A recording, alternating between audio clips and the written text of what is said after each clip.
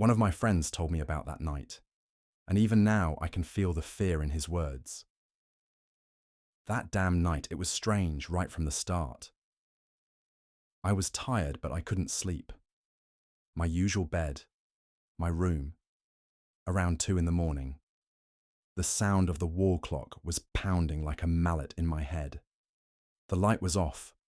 Only my cell phone glowed in the corner of the table. I had a feeling that I wasn't alone in the room. Everything was quiet, but quiet in a way that made it feel like someone was breathing, though I couldn't hear it. I couldn't even hear the fridge humming from the kitchen. It was a heavy kind of silence, like the calm before a storm. I pulled the blanket over me and lay on my side. My eyes were half open. Then I felt my leg move under the blanket, slowly, as if someone had grabbed it with 2 fingers and tugged lightly. I froze. I didn't dare move. I just listened. Nothing. Then came a voice.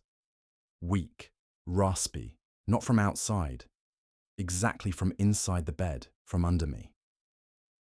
I wanted to tell myself it was just my imagination, but the sound repeated. It was as if something soft was moving beneath the mattress. I quickly grabbed my phone and turned on the flashlight. I pulled the blanket away and shone the light under the bed. There was nothing. But when I sat back down on the bed, the pillow had shifted slightly. Not much, just a little, but I hadn't touched it before. I crawled under the blanket again. My heart was pounding like a drum. I wasn't screaming. I still had my cell phone. I decided to try to sleep with the light on. But then the phone went off. There was no dead battery. Nothing. It just shut itself down. I felt the blanket press down tightly onto the mattress. No one was touching it, but it was as if the air itself had grown heavier. I was barely breathing, under a cold, constant pressure.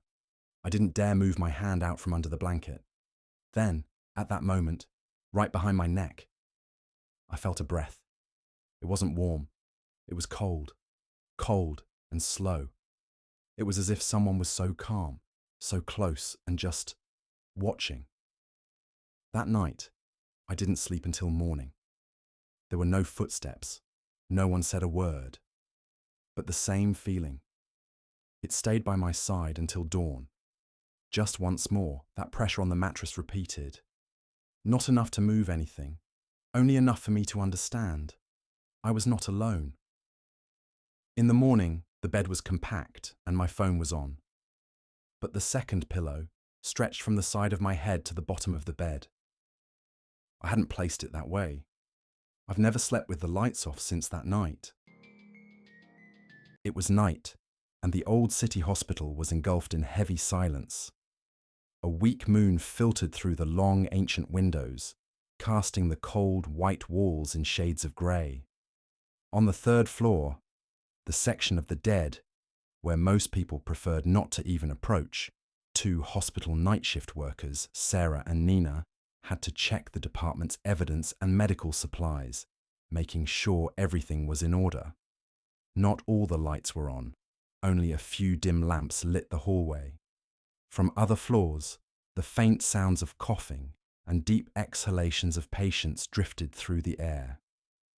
When they reached the dead section, the temperature dropped noticeably, and a slight moaning echoed down the hallway. But when they turned toward the sound, there was no one. Sarah whispered, "The wind must have caused it." "This is always the case here," Nina said, shaking her head. "Let's just do our job." In the middle of the room stood a cold metal table with a corpse on it. A middle-aged man, eyes closed, but with a strange, unsettling smile on his lips. No one knew why he was here. His family was due to arrive the next morning.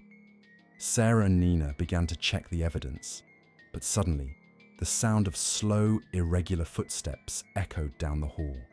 Both of them turned their heads, but no one was in sight. Only the footsteps, moving away, remained. Sarah took a deep breath. "It's so scary here.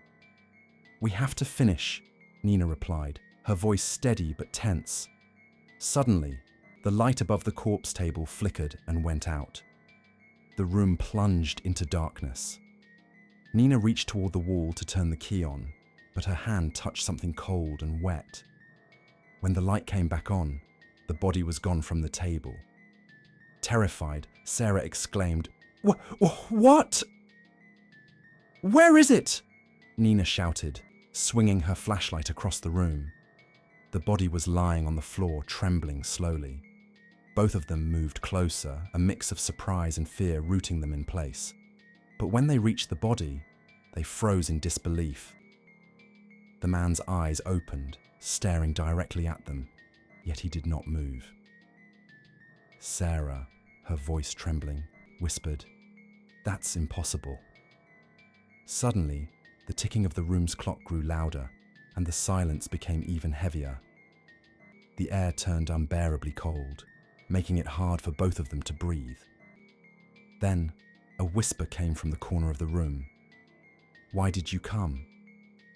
They both stepped back in unison, but there was no one there. Nina tried to leave the room quickly, but as she moved, the door slammed shut behind them with the sound of a lock. The lights flickered repeatedly and then went out entirely. In the pitch darkness, only the sound of their breathing and pounding hearts filled the room. Sarah murmured softly, "We're not alone." At that moment, the door creaked open, and the moonlight streamed back into the room. They ran out without looking back and did not return until morning.